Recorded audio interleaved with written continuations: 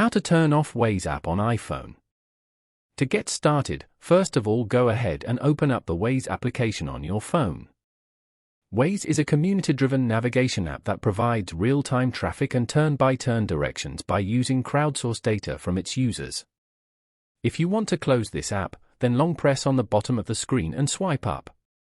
You can now view all the open applications on your phone. Here, swipe up on the Waze app preview to close it. After that, go back and open Settings. Scroll down and go to Privacy and Security. Then, go to Location Services. Here, scroll down to find Waze and tap on it. Over here, select Never. This will remove location access from this app. Following these steps, you can easily turn off Waze app on iPhone. Thank you for watching.